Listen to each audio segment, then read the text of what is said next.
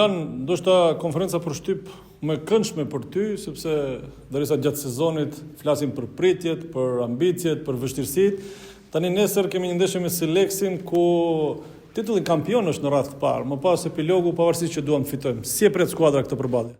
Pikësballi dua t'ju përshëndes gjithëve, dua ta përshëndes Tetovën kampione, dua ta përshëndes Shkëndijën kampione, dhe dua t'i përshëndes gjithë duke filluar prej atyre që kujdesen për stadiumin deri tek presidenca, ulimi titullin kampion gjithëve, sepse është një titull kampion bio 100%, gjë që askush nuk na ka dhënë dorë, askush e kena merituar me ndihmën e Zotit.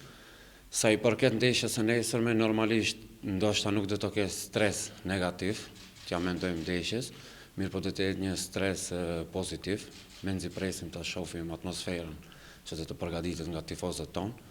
Gjithashtu jemi më së të lumtur sepse federata na e lejoi që ta shijojmë këtë titull kampion me familjarët e tonë, me tifozët tonë më të bukur që janë ballistët, me qytetarët e Tetovës, dhe më vjen keq për ata njerëzit që janë edhe jashtë vendit, ku kemi shumë tifozë jashtë vendit, dhe besoj që do të na ndjekin përmes platformës të YouTube dhe shpresojmë të gjithë kanë ngelur të kënaqur.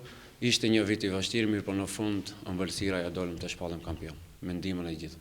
Je i kënaqur që titulli i dytë me Shkëndijën ky në aspekt personal edhe thjesht si e ndjer këtu në Tetovë, tash kem ngelur ndërmjet një shkupjani apo tetovar këtu. Normalisht unë jam një shkupjan, mirë po